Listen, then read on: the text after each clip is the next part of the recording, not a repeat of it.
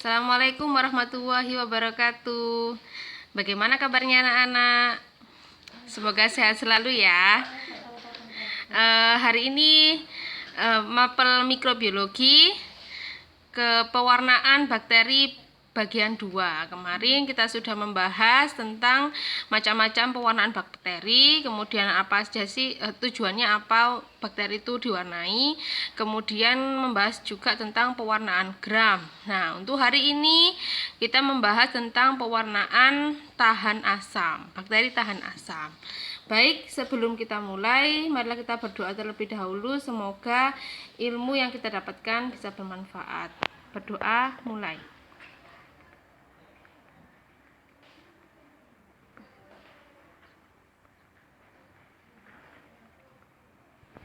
Doa selesai. Oke. Nah, bakteri tahan asam itu apa sih? Nah, bakteri yang mempertahankan zat warna karbonfluksin atau merah, ya, karbonfluksin itu warnanya merah, meskipun dilunturkan dengan asam alkohol. Nah, dia tahan terhadap zat pelunturnya, yaitu si asam alkohol, sehingga disebut bakteri tahan asam.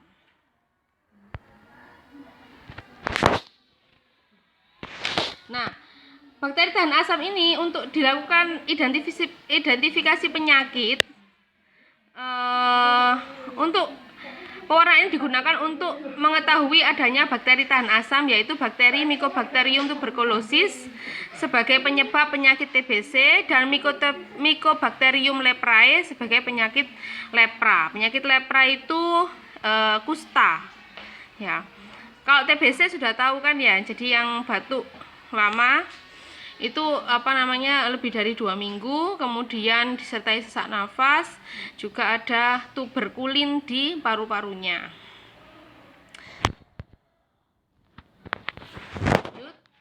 Nah, sampelnya ini untuk identifikasi bakteri Mycobacterium tuberculosis, maka sampelnya yang jelas adalah sputum karena di paru-paru. Tapi itu yang TBC paru ya, TB paru.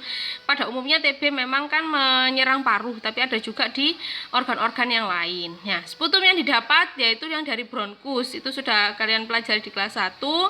Sputum sejati itu yang seperti apa sih gitu ya. Tidak boleh air liur ya, tidak boleh kenapa? Karena air liur tidak mengandung bakteri TBC. Bakteri TBC-nya kan di paru-paru, jadi harus benar-benar sputum yang dari bronkus, bukan air liur. Kalau air liur nanti sampelnya salah, sehingga hasilnya pun identifikasinya juga salah. Nanti hasilnya akan negatif palsu. Kemudian sampelnya diambil 3 kali, yaitu sewaktu pagi sewaktu. Sewaktu pasien tersebut datang di lab pertama kali, dia disuruh dahak, kemudian diperiksa, kemudian dibawain 2 wadah lagi. Untuk yang satunya pagi setelah bangun tidur langsung dibatukkan lagi. Kemudian sewaktu yang kedua adalah sewaktu kembali lagi ke laboratorium besoknya. Kemudian kalau untuk Mycobacterium leprae, itu sampel yang digunakan adalah cairan jaringan yang diambil dari cuping telinga. Jadi cuping telinganya itu nanti ditahan dengan kayak semacam gunting yang gak landep tapi ya. Nah, kemudian itu kan nanti akan keluar cairan jaringannya. Nah, cairan jaringannya itu yang diambil dioleskan di objek gelas, begitu. Nah, untuk sputum seperti yang kemarin yang sudah materi yang kemarin, ada caranya untuk membuat preparat sama seperti itu, cuma sampelnya dari sputum gitu. Kemudian dibiarkan kering, setelah kering kemudian difiksasi sama, kemudian baru diwarnai. Loh Bu, kemudian kalau dari TB jaringan bagaimana? Nah, TB jaringan biasanya ngambilnya biopsi gitu. Nah, pewarnaan tahan asam ini menggunakan pewarnaan Zell-Neelsen ya. Jadi yang pertama primary stain-nya adalah karbonfluksin. Dia berwarna merah, digenangi dengan karbonfluksin.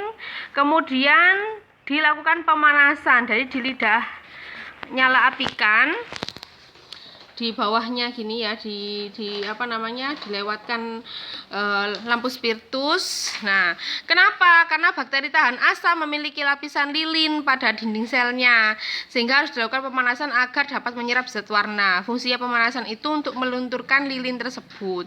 Setelah lapisan lilinnya luntur, sehingga bakterinya bisa menyerap primary stain, yaitu karbol-fuksin. Tapi tidak boleh sampai mendidih, jadi hanya cukup ada uap aja, tandanya kalau dia sudah panas. Kemudian dilakukan dikasih zat peluntur yaitu asam alkohol sampai warna merahnya benar-benar hilang. Setelah itu dibilas, kemudian diberi warna pembanding atau counter stain yaitu methylene blue.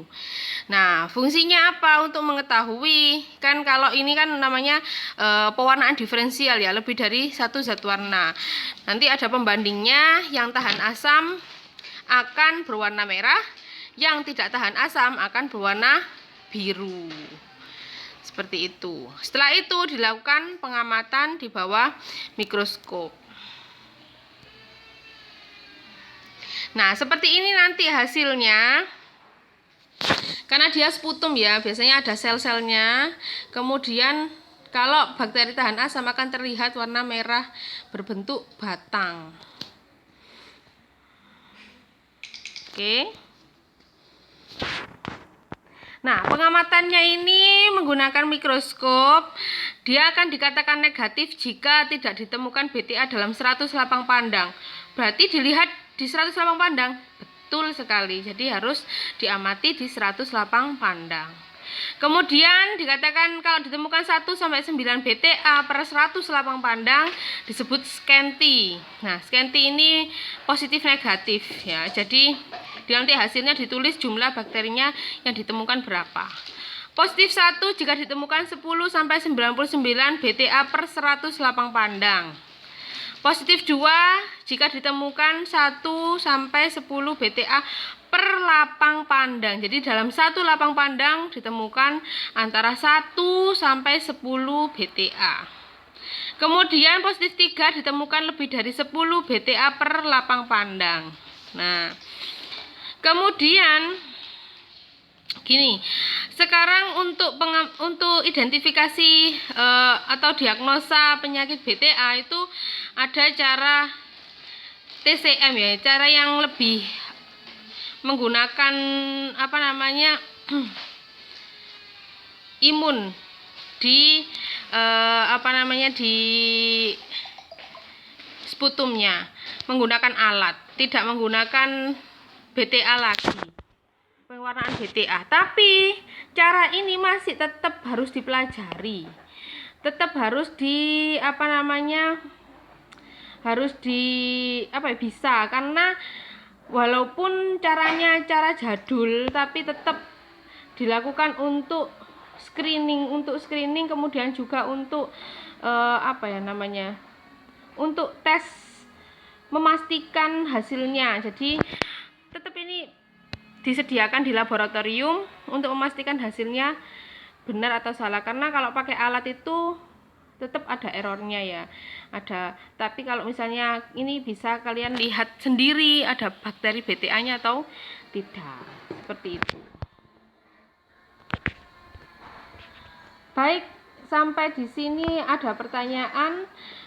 Kalau ada pertanyaan silakan langsung ditulis di kolom komentar atau bisa langsung di WhatsApp. Kemudian